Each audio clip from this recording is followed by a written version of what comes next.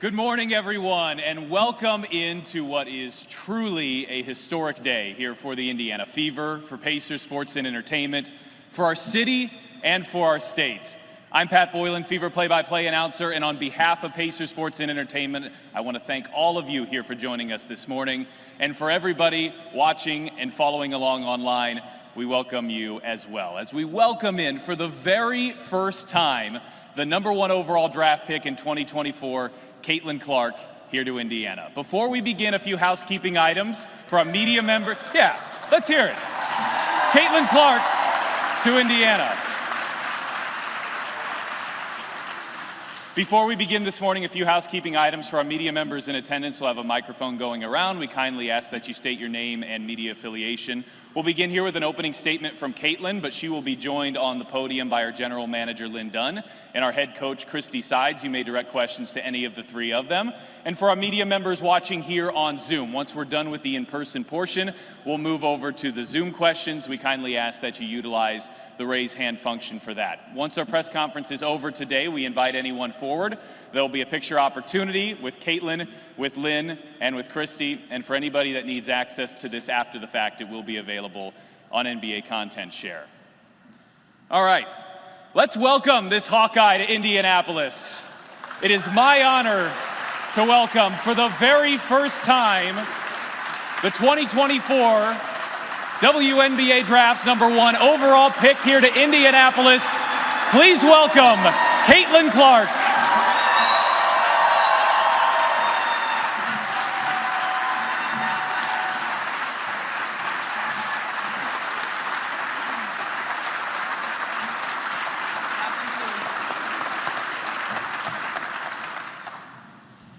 Caitlin, floor is yours.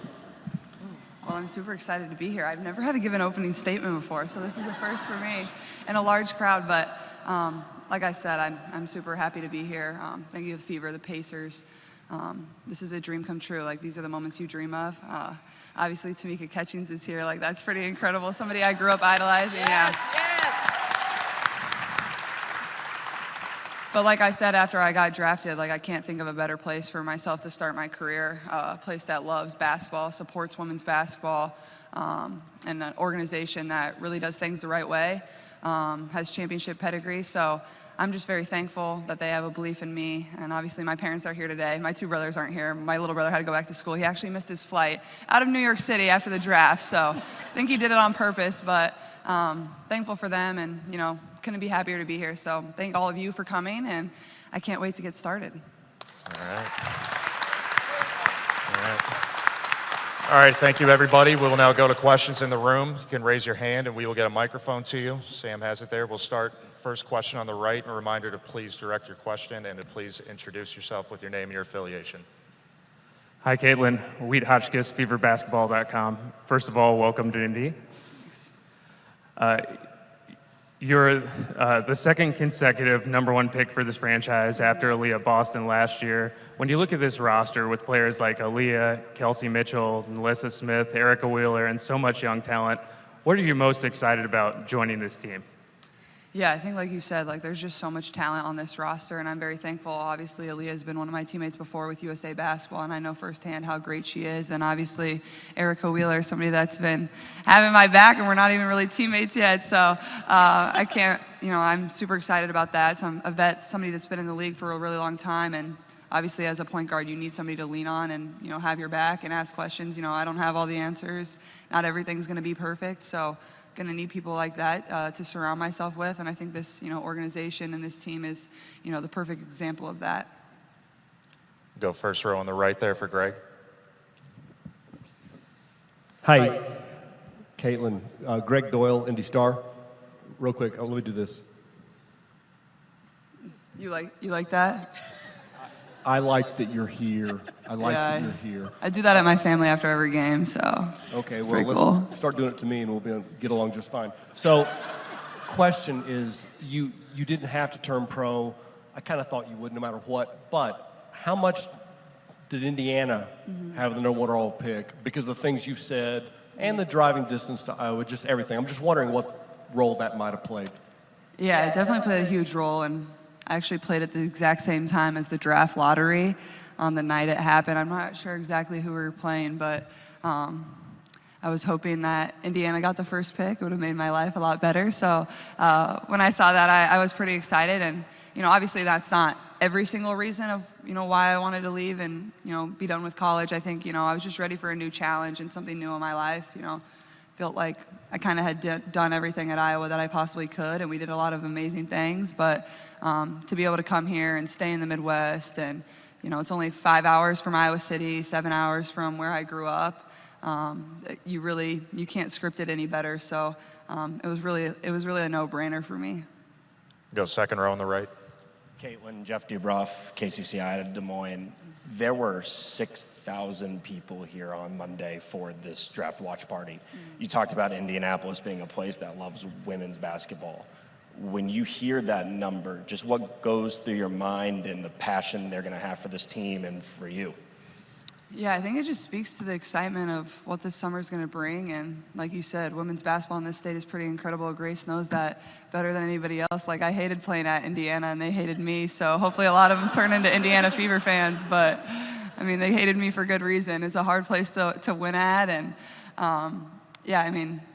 6,000 people just to stare at a screen and see who gets picked in the draft is, pretty incredible. So I expect, big numbers this summer. And, I think just people couldn't be more excited about where this organization is going, the people that are on this roster, and the potential, but also just women's basketball in general. Like, people know it's special. People know this draft class was special, the talent level across the board. Like, I think it's just going to continue to elevate the league and, take it to greater heights. First row on the right. Chris Hagan, Fox 59, Loud Talker. My question's for GM Dunn. You've had rosters throughout the years with a lot of elite players. And what advice would you have for Christy about managing a roster like that? So many great players and only one basketball. Well, I think Christy understands that from her past experiences with the Chicago Sky, with the Atlanta Dream, and then with coaching the top players in the world, Sue Bird, Lauren Jackson, Elena Deladon in Europe. So I'm confident Christy and her staff are prepared for that.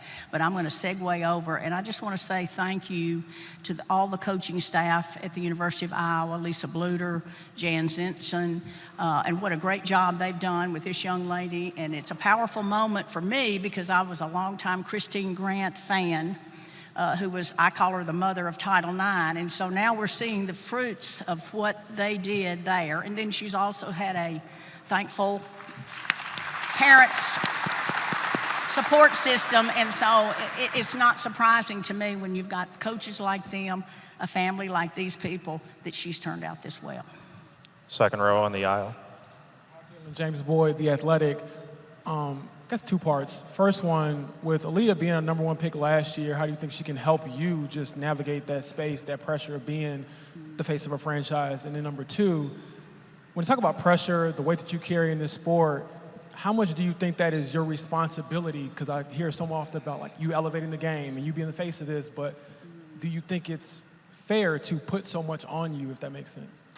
Yeah, I think obviously Aaliyah having experience of being a number one draft pick and going to an organization where they're probably going to expect a lot of you will just be somebody that I can lean on and ask questions. But I think that goes for everybody in this organization, top to bottom. Like, I don't think it just has to be one person. There's a lot of people that are here to support me, and I think that just goes right into the pressure thing. Like, I certainly know there's pressure there. That's been like my entire career, but for me, like, I just have fun playing basketball. I know this is a team sport. Like, it's not all about me. It's not everything I have to do. And when I've been able to understand that, that's allowed me to play my best, I think. And I think it's just using your resources, asking questions, knowing not everything's not going to be perfect, and giving myself a little grace. I think that too is like, I'm definitely a perfectionist, but I'm at my best when I allow myself to have a little grace and not expect everything to go exactly how it should. But at the same time, that's what allowed me to be so great. First row on the right. Dave Calabro, Channel 13, met you in Brooklyn. Welcome to Indianapolis. Thanks. How do you keep all this in perspective off the court? The focus, the attention, every time I turn on TV, you're on. How do you keep this in perspective as a human being and a 22-year-old? Yeah, it's definitely hard. I think at times, like, it doesn't feel real is like the biggest thing. I feel like I'm kind of stuck in a dream at times, but I don't know. I think the biggest thing, like I try to remember, is like how grateful I am to have this opportunity. And there's so many people that would kill to be in my shoes when things seem like they're long and they're tired and I have to do this and I have to do that. I just try to remind myself of how grateful I am, and like I get these opportunities. I'm lucky to have these moments, and it can all be taken away from you in a second. So just enjoy every single second of it, give it my best, and I think that'll work pretty well for me. First row on the right.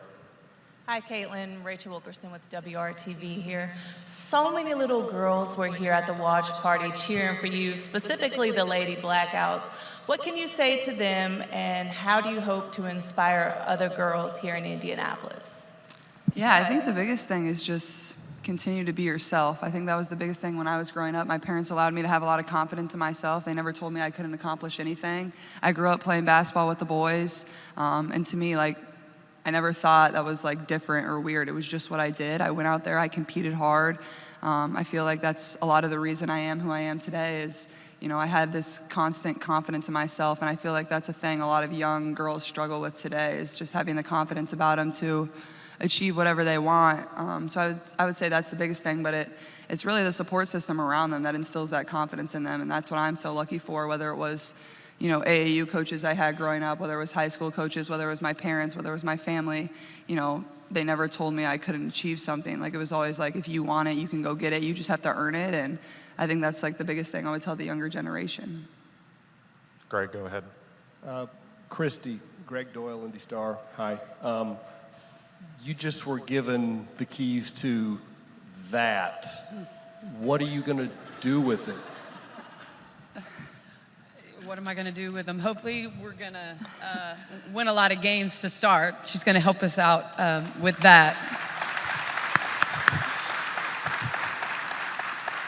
The process is really, really awkward. This is actually the first time I've sat in the room with our new player. And so just to have this moment, just the few minutes that we had to talk to her for a few minutes, speak to her family, it's incredible for us to have the opportunity to have someone like her join our team.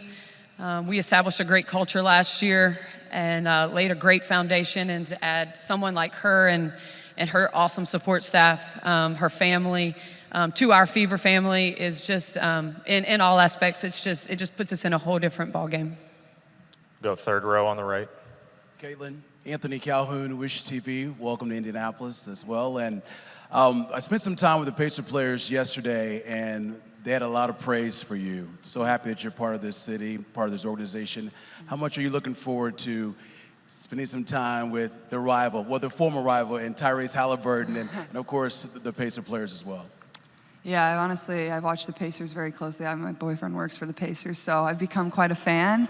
But I mean, Tyrese is incredible, and I just want to congratulate him. Obviously, being named to the USA national team today is pretty special. It's a really hard accomplishment, and obviously he played for a very terrible team in college, but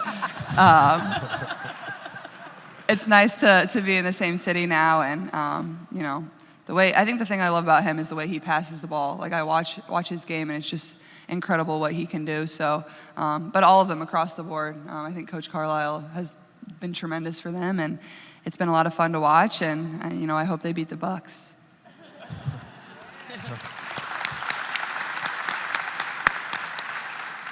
We'll go in the back right, standing on the side there. Caitlin, Mickey Shuey with the IBJ. You entered the league at an interesting time for it as it gets ready to take on media rights and there's more sponsorship opportunities. Let's fast forward, whether it's 5, 10, 15, 20 years down the line. Where do you hope the league is when you leave it at that point? Well, it's a really good question. Honestly, I feel like it's hard to really imagine what the league can be, because I feel like it's a place where a lot of people can't even wrap their head around. I feel like that's where it can go. Obviously, the new media rights deal that can be negotiated can be life-changing for a lot of players in this league. It's going to be a huge deal. But also, expansion. I think expansion's really important. This is the most competitive league in the world. There's 144 spots, but really there's not 144 spots. It's less than that. And I think the biggest thing is just continue to give it an opportunity, continue to attract fans from the college game. I think that's the biggest thing we've seen in college is, when people gave it an opportunity and actually watched it, they continue to come back for more. And it's the same thing with the WNBA. When you go and buy a ticket or turn on the TV, you see how good it is. So I think continue to attract fans in, and they're going to see how amazing it is and how skilled these players are and how fun it is to support and watch. So I think that's the biggest thing, and that'll take it to a place that a lot of people probably can't even imagine. We'll stay back right, standing there. Caitlin, Reggie Edwards, Indy Sports Daily. I've got to ask, with yourself being from Iowa, how much pride did you take in what you guys were able to accomplish at the University of Iowa? Being the #1 pick, how much did that mean to you? And then also seeing the fans from Iowa follow you here and being as excited as they are. Yeah, obviously what we were able to accomplish there was super special, and to be a kid from Des Moines, Iowa, and go 2 hours away to college and go to a place that hadn't been to the Final Four since 1993 with C. Vivian Stringer, and obviously she had a lot of amazing teams, and like Coach Dunn said, I think the biggest thing is Dr. Grant was on the forefront of Title IX. The University of Iowa was on the forefront of Title IX, and to me, I think it's one of the only places in the country that supports women's sports for 50 years, consistently across the board, not just women's basketball. You go to the University of Iowa and every single sport is supported in the exact same way. And I think that's exactly what women's sports can be in our country. It's just giving them the opportunity, giving them the resources, investing in them the exact same way. But that was a huge reason I went there. But obviously to accomplish what we accomplished, it comes with a little more sense of pride, to wear Iowa across your chest and know that you're representing the people of your state that have supported you for so long. And I know there's thousands of New Fever fans, so I couldn't be more excited. They're passionate about women's basketball. They've been passionate about women's basketball, and those fans don't just say it. They'll constantly show up and support, and they know what's happening. They're rowdy, they get fired up, they love it. So they're good fans to have, and I expect a lot of them to be in the building this next season. James, go Caitlin, ahead. James Boyd, The Athletic, right here. You talked about earlier about giving yourself grace. I had the same conversation with Aaliyah last year about giving yourself grace when you're trying to be great. What have you learned about that process throughout your career, and in what ways do you try to seek to find ways to give yourself grace? Yeah, well, I think I was a little bit of a head case starting my college career. I just expected so much of myself constantly, and also I wanted Iowa to be so good all the time. And when I committed to Iowa, like I said, we're going to go to the Final Four, so I felt like there was a lot of pressure for me to accomplish that. But once I really relied on the people around me and realized not everything's going to be perfect, I feel like that's when I really played my best basketball and really thrived and kind of matured in that way. But yeah, I think grace is a thing for everybody that everybody can use in their life. Not everybody's perfect. People make mistakes. And yeah, I think that's just the biggest thing is there's going to be learning curves for me. I'm not going to come out here and score 40 points a game. That's not what I'm going to do. I think it's just, learning from the amazing people that I have around me and having a lot of fun, but also don't lose who I am. That's what's got me to this point. Continue to be myself, and I think a lot of good will come from that.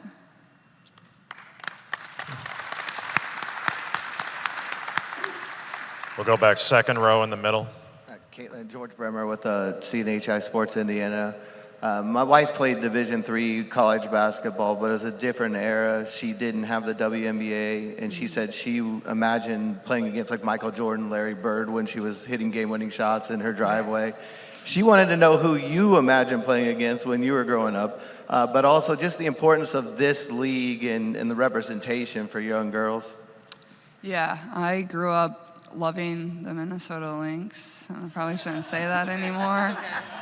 And Tamika Catchings, of course. So,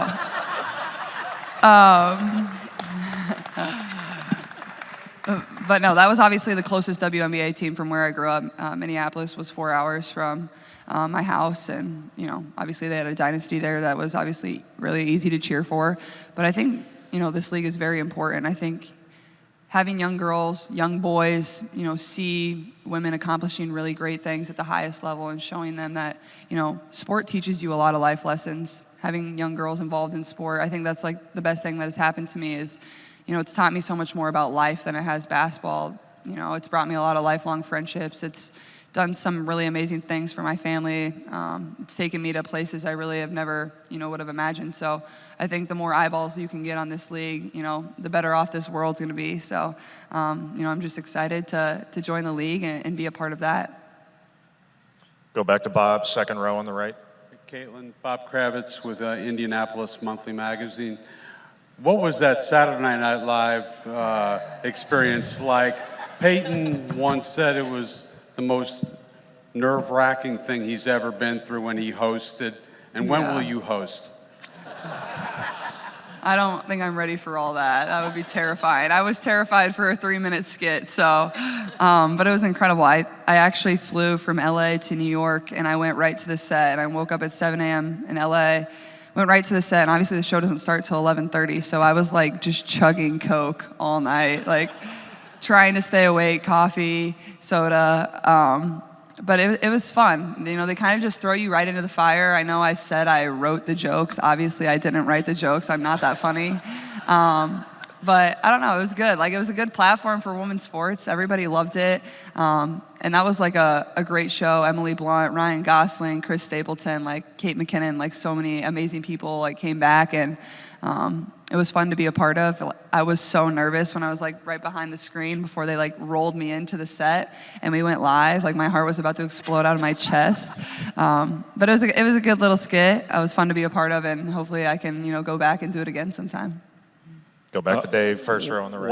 One more. 100 days to the Olympics. How important is for you to make that team? How does that stack with all the other things you have going on right now? Yeah, obviously I would, love to be on the Olympic team and be in Paris in 2024, but, that's not up to me. I think just going about my business and doing exactly what I have done my entire career is the most important thing, and obviously my focus is completely here now too, and I actually still need to earn my degree too, so I need to graduate college first, or else my mom might kill me. But, no, I think, that's a dream. Like, you grow up watching the Summer Olympics. To me, it's better than the Winter Olympics. I want to be on that team. I want to be an Olympic gold medalist one day, and it'd really just be a dream come true. But, everybody knows how competitive, women's basketball is in our country. So, it'll be hard for, really anybody to make that team. Chris, you got one on the right. Do you remember that 2012 finals when the Fever beat the Lynx? Did a young Caitlin Clark cry about that? Well, I was 10 years old, so it's a bit fuzzy, but yeah. I think we'll go to Zoom here now. We've got Sean Schultz. Sean, do you want to start for us? Sure. Sean Schultz, WNBA Swish. Hi, Caitlin. I was just wondering, what about the city of Indianapolis are you looking forward to the most? Is it the people, exploring shops and cafes? What? Looking forward to the most in Indianapolis. Honestly, this might sound very small city of me, but it seems like a bigger Des Moines in a way, obviously a little bit bigger than Des Moines. So that's what I'm most excited about. I'm not a huge big city girl, so I feel like this is a perfect spot for myself, a place that loves basketball. But more than anything, this is in the Midwest. People might think I'm crazy for wanting to stay in the Midwest, but that's just who I am. That's where my roots are. I love the people here. So I think that's what I'm most excited about, of, having an opportunity to come to an organization like this and be in a place where there can be a lot of support for it, and have a lot of people around me that I really love. Then we go to Brad Lake next. Brad, go ahead. Hi, Caitlin. Brad Lake, WBB Nation and WNBA Swish. Can you please speak to what it means to have such an awesome coach in Christy and her coaching staff coaching you this year, and how do you feel that they can help you transition your game from the college to the pros? Yeah, I think, when coming out, that was a big bonus for me and a big plus. And a pro that I went down, a coach that really loves women's basketball and wants to make it great, but also is going to push her players. And, that's exactly what I want. I think being coached is the biggest thing that has allowed me to be where I am today. Like, Coach Bluter never stopped coaching me, no matter how many wins we had, no matter how many points I scored. Like, she just coached me and always knew there was more. And I think Coach would say the exact same thing. I think she probably sees there's a lot more that she can get out of me. She'd probably yell at me for my defense at some point. But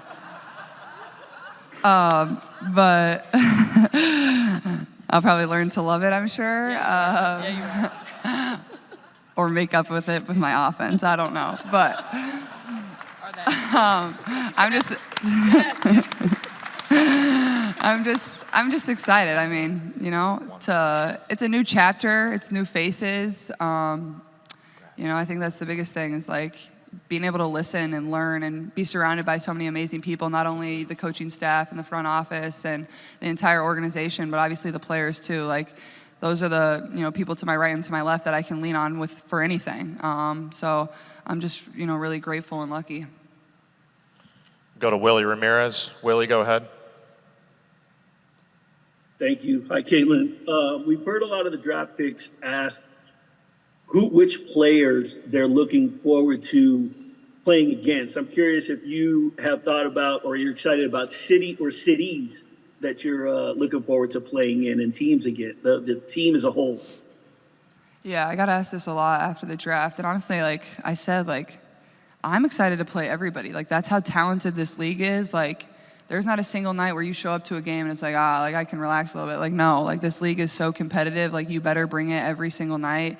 And every single team has somebody on it that it's like, I grew up idolizing, or I looked at them with like big eyes, like, oh my gosh, like, you're the coolest thing in the world. So for me, like, that'll just be super cool, traveling around to all these cities, to all these new arenas and venues, and getting to play against the best in the world. Like, that's exactly what I signed up for and dreamed of. So I don't think it's any like one player specifically or one team specifically. I think it's just, the league in general. We've got two more on Zoom. Nathan Addison, then we'll be followed by Blake Silverman. Nathan, go ahead. Nathan Addison, the PR announcement. I was wondering, with the nation, salivating over your ability to shoot the three ball and make plays, is there any underrated part of your game that most people don't know about that you're waiting to display? And also, when it comes to the first team dinner, would you be the first person willing to pay for everybody whenever y'all go out to a restaurant? Sure, of course. Why not? Come on now. Let's all go out. But I think the part of my game that is underlooked the most, I think, is just my passing. I think, everybody wants to fall in love with the scoring and the long threes. I think it's my passing. Like, I love setting my teammates up for success. I feel like I can kind of see the game develop a little bit faster and, before a play even occurs. And I think my teammates can see that as well. So I would probably say that part of it. And obviously, I get to play with the best of the world now. So why wouldn't I want to feed them the ball? Especially with Aaliyah. I'm just like, layup, layup, layup, layup. Come on, give me an assist. Let's go. Got time for one more on Zoom. Blake, go ahead. Blake Silverman, Winsider. Caitlin, congratulations. You mentioned Erica as a vet that you can lean on. What were some of your initial conversations like with her, and what was it like seeing Erica and your other teammates have the 22 Clark jerseys ready right after you were officially a member of the Fever? I mean, I think it's just her energy. Like, she has like just such an amazing personality about her, but also like she wants the best for every single person on that team. And I think that's just so obvious, the way she goes about her business, the way she talks about people, the way she carries herself, the way she was jumping up and down after I got picked and put on the jersey immediately. Like, I don't think she could be more excited. And how lucky am I to come into an organization with somebody that's been in the league and understands it, but also wants me to do so well. Like, you can't ask for anything better. So I'm just very thankful and I'm excited. I'm just very lucky. We'll go back in the room. Wheat. Yeah, Caitlin, you mentioned when you committed to Iowa, you set a goal of trying to get to the Final Four. Have you set any goals for your rookie season? Honestly, I haven't really thought about it a ton. I think the biggest thing is, we want to get back to the playoffs. Like, I think that's the biggest thing. Win a lot of basketball games. I think for myself, like, continue to be me, have a lot of fun, give myself grace. Yeah, I think everything else is kind of takes care of itself when you just go about your business like that. But I really hope to help this organization win a lot. I feel like that's been something I've been able to do at every single level I've played at. So I think that's the biggest goal for every single person in this room. There, you got time for one more in the first row on the right. Okay. So Rachel with WRTV again. I know you just talked about giving yourself grace, but how do you hope to continue your legacy here? And since this is the last one, what else can you say to our fans? Yeah, I think obviously, like, I think my legacy is just something that has come with the way I've carried myself every single day. And the person you see on the court, like, I'm super competitive, I'm super fiery, but at the end of the day, like, for me, like, basketball isn't the end all be all. And I feel like that's why I've been able to have so much success is, like, I don't, like, find that much, like, gratification in everything that I've been able to do. Like, obviously the Final Fours have been great, like, the awards, whatever. It is what it is. Like, to me, like, all that stuff is in a storage closet. Like, it doesn't matter. Like, I've had so much fun. Like, the worst part about leaving college to me was, like, leaving my best friends. It wasn't, like, the basketball side of it. It wasn't how easy it was to score points. Like, it was never that for me. Like, it was my best friends. But obviously, I think coming here is, like, continue to go about everything the same way. I hope to, make an impact on this community, make an impact on women's basketball, far beyond what I'm able to do on the court. I think that's super important, and I think it's just something that was instilled in me from a young age. Like, it can't just be basketball all the time. Like, you need to be a very well-rounded person in everything that you do, and it'll be nice not to have to do school anymore. I don't have to worry about that. I already spent a lot of time not doing school and playing a lot of basketball, so I think just, making an impact on this community, having a lot of fun, enjoying it, interacting with our fans. I think our fans will, come to find, whether they're new or whether they've been Fever fans, how amazing this organization is and how much they care and support women's basketball, and they want to take it to greater heights. So that.